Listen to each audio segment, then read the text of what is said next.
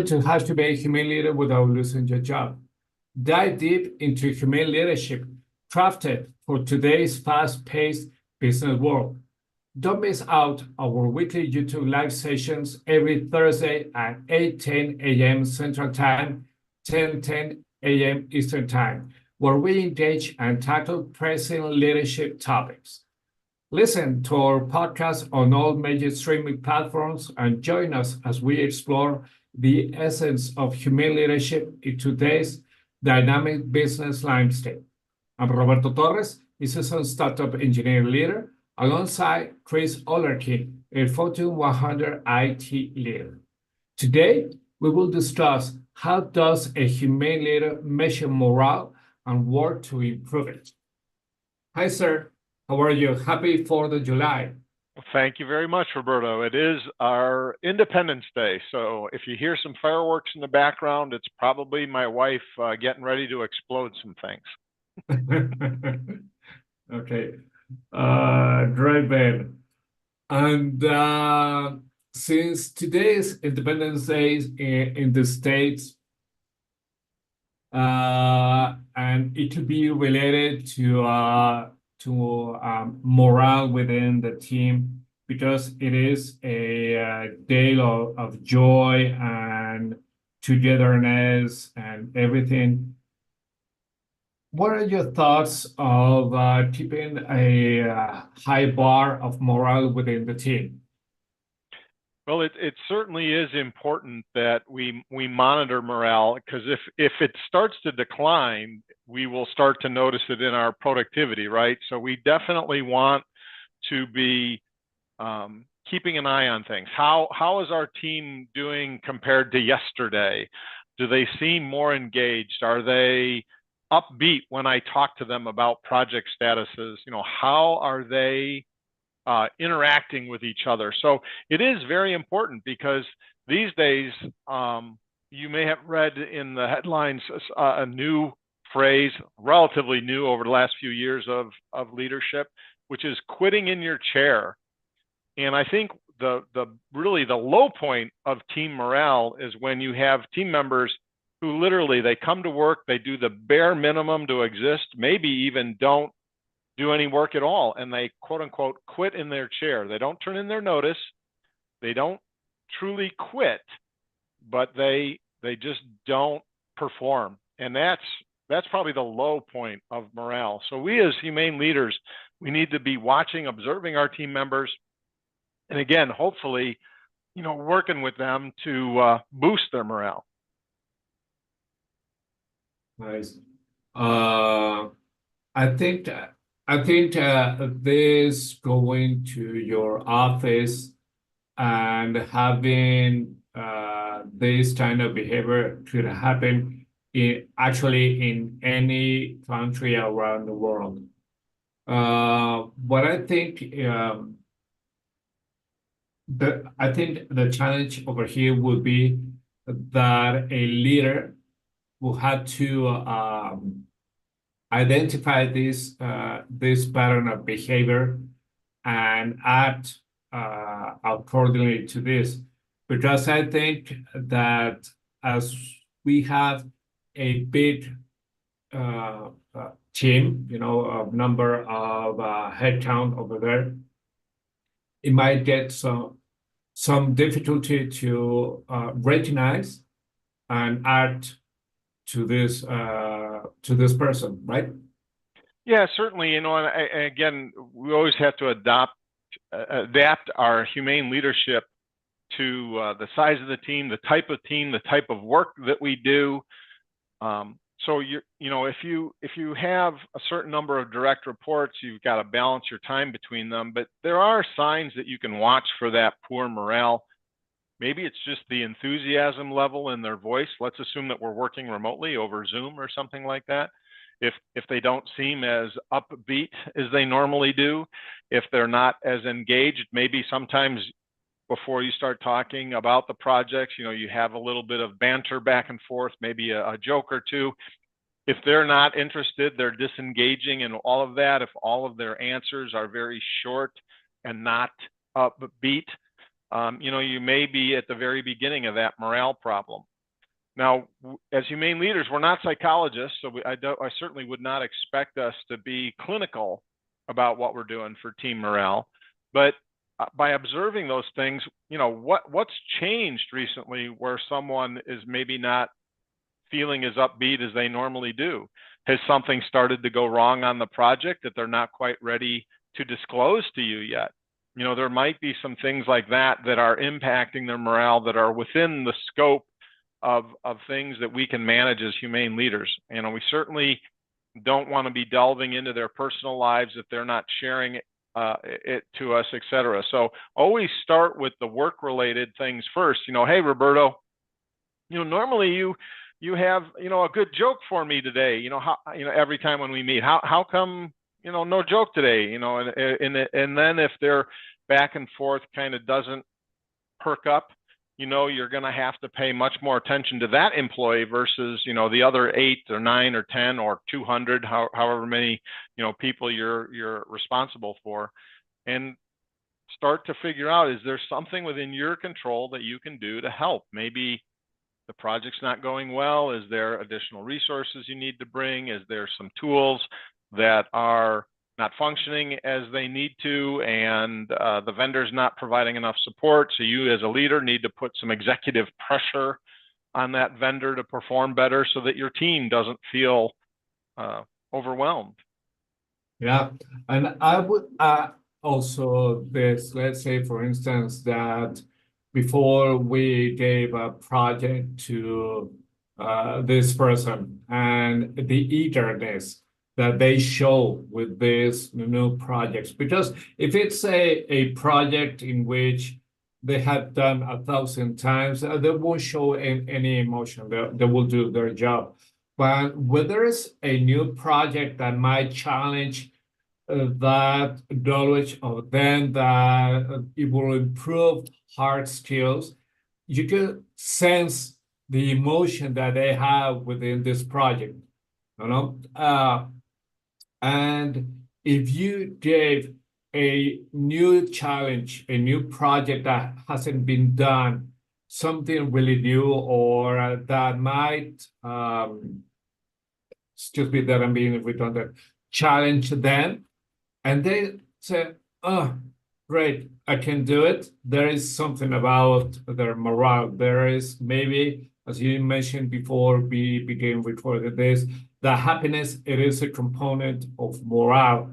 And if there is no happiness, and it could be maybe a negative emotion in that expression of the project itself. So maybe the morale of that person is really low, or it could be non-existent. Yes, exactly. And so, as a component of it, it's happiness. A component of morale can be career future. It can be learning things. Many different people get excited over different topics. Some people don't like the challenge of learning a new difficult topic. Some people really do. So understanding your team and understanding what positively influences their morale is important. Coming from an IT world, I think the biggest challenges in morale for me were always the operational teams, right? These were the teams that all they do is fight problems. They only get called for fixing things that broke, and typically they get blamed for things that broke, even though they couldn't, stop a server from crashing. They can't do something about, hardware failing. So really, you have to look at your teams and understand which ones are under more stress than others. Are there things that you can do to relieve that? Like you're mentioning, maybe there's an interesting project or things that they can work on. Or maybe it's duty rotation too. The other thing that we used to do is if somebody's been in an operational team for a long time, maybe they would be interested in the development role for a while to get out of that firefighting and constant problems and negative work environment that operations sometimes can be, because you get blamed for everything. I was a networking guy for a significant portion of my working career, and we are constantly getting blamed. It's the network is why something's not working. And even once you proved it's not the network, everything else is functioning correctly, people still blaming you that it's the network. And I'll tell you, it after a while, that does impact your morale. Oh yeah, let me tell you.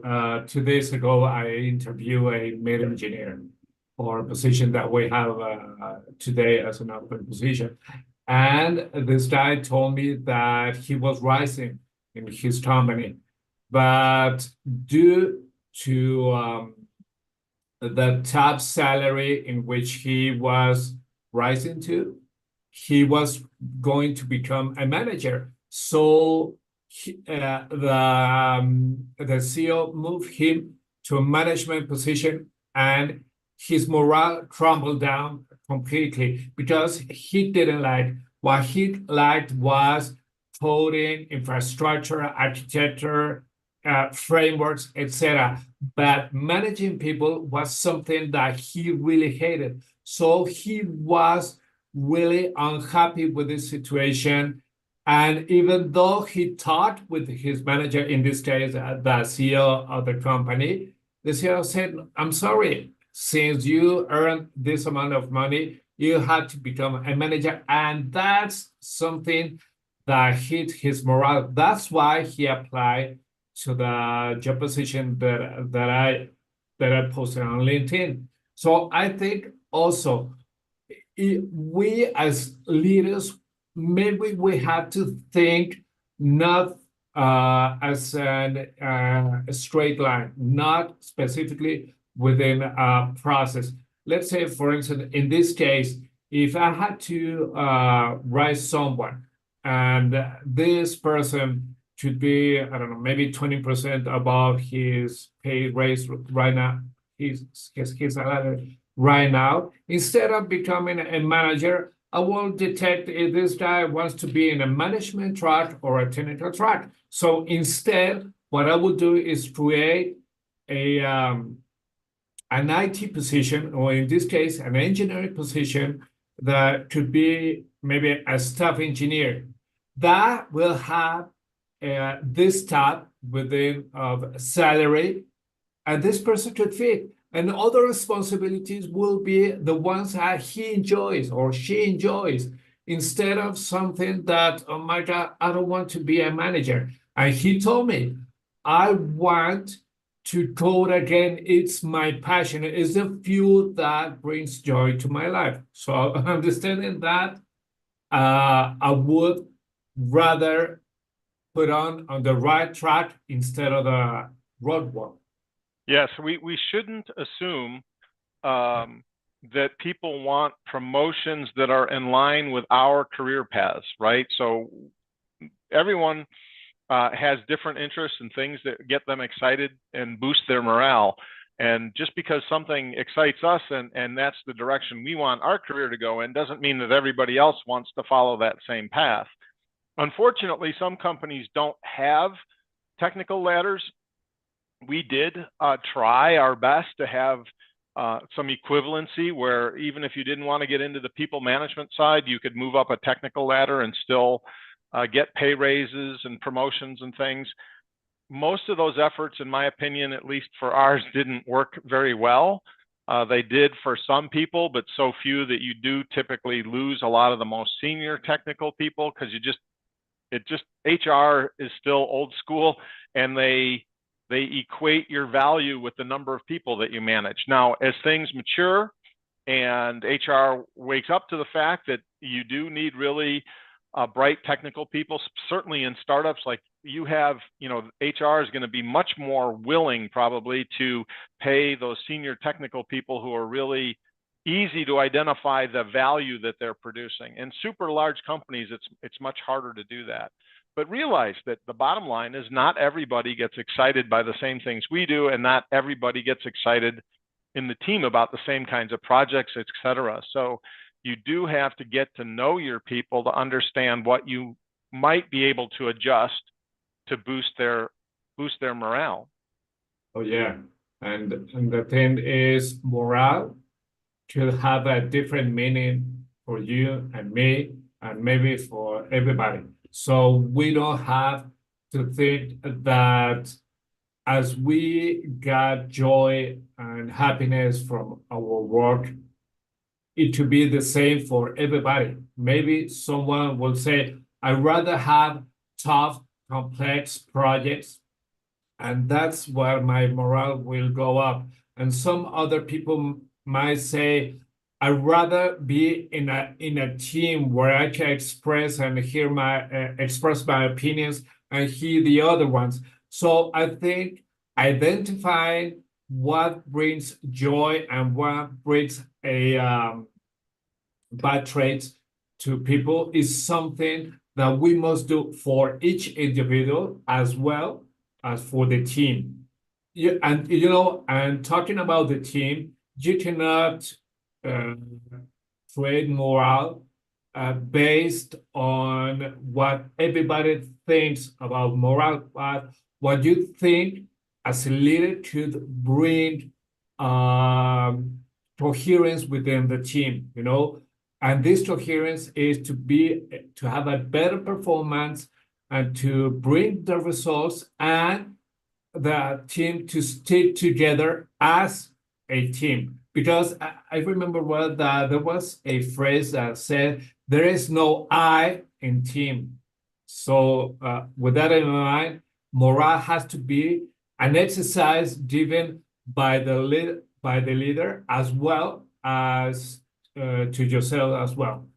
Yeah, I mean, an individual's morale is important, but we need to look at the whole team's morale, right? And morale is made up of happiness and productivity, career growth. Many factors make up how high or low the team's morale is or an individual's morale is. But when I think of it as a humane leader, I do have to address the whole team. So if we have one person whose morale is very low, but the rest of the team is really high, yes, I might spend some extra time with that individual to see what I can do to boost their morale.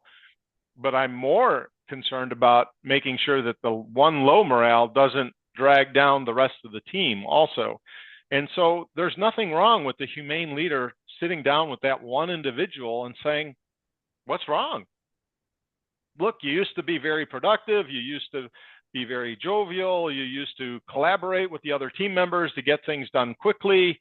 And lately, it doesn't seem like you're as excited about the job. You're not participating as in the discussions to solve problems as much as you used to. Is there something wrong that we here at the company can do for you? Now, Well, obviously, if there are personal things going on, again, I say it again, we're not counselors, we're not psychologists, but if there are things within your control to help that person through a difficult time, do it and ensure that they don't bring the morale of the rest of the team down. yeah, and be open-minded, but not too much open-minded, but be open-minded regarding what these people might answer you regarding. Stick to the foundation of the company if there are certain values within that company along with yours, but be open-minded and maybe people will tell you something like this. I used to live half an hour of here, but right now I moved to another part of the city and I take a commute time of 1 hour and a half. Well, you cannot do that. You cannot maybe help this person. You cannot say, okay, you enter at 9, you will enter at 11. No, it was your decision. But if this open-minded, try maybe to understand and maybe provide a solution within your own boundaries. Not go specific because maybe it will crumble the locker within the team locker within the team. Yeah, you cannot treat somebody radically different than the rest of the team, or you're going to ruin the team's morale. If somebody gets special treatment, that's never a good management technique because that will definitely lead to a downturn in morale. But I'm all about trying to be flexible and certainly look at creative solutions.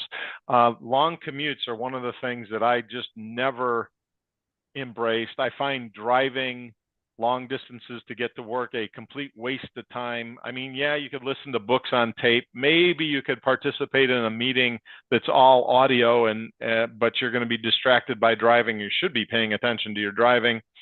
Maybe you're riding a train, you can read or do something for work if you're riding a train or a bus. But one of my big rules is always live close to your job. I know that you live 2 miles away from your work at Chicago.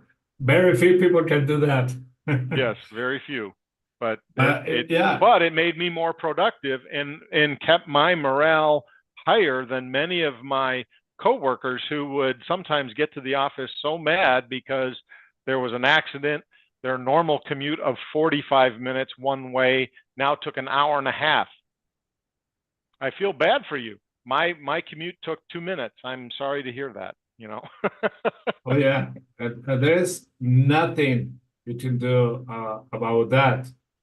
And well, those personal decisions is something that you cannot be in them.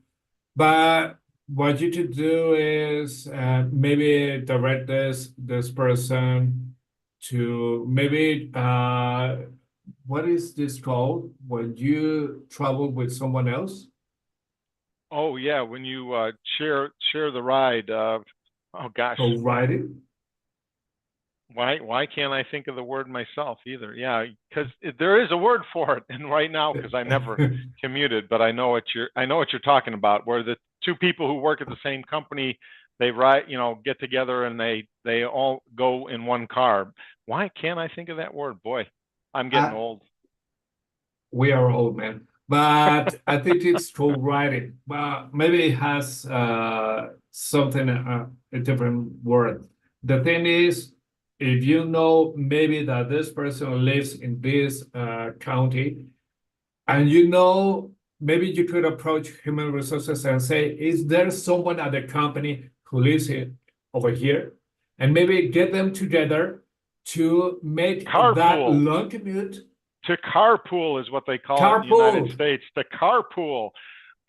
And actually, our company, to help try and meet green initiatives, did for a while offer to help try and get people together to carpool. Man, I haven't heard that term. I guess because of COVID, carpooling wasn't allowed, right? You couldn't be in the same car with somebody else. So, yeah, I mean, those are things that can boost your morale because maybe you get to talk socially more with people, that you work with and build stronger bonds with people in the office. So there certainly are some creative things we can try and do as those humane leaders that are, again, within our scope. I always get concerned about managers who see themselves as psychologists and look to make people happy who are depressed and so on. So we got to be careful of our boundaries.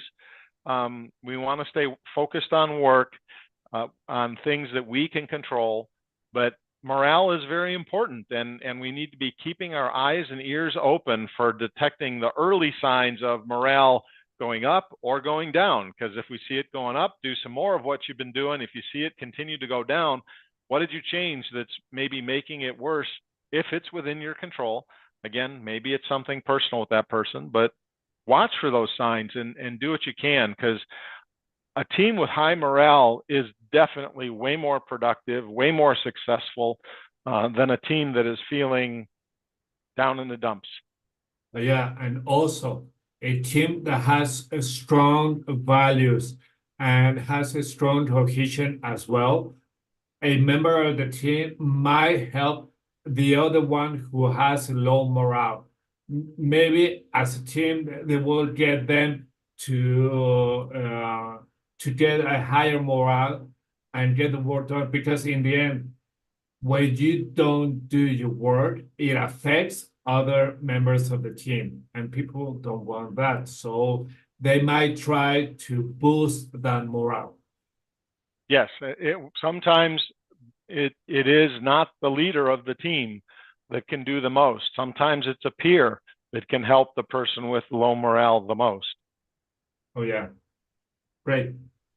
Well, I think this was a great episode, and I trust, Chris, that you will have an awesome 4th of July today.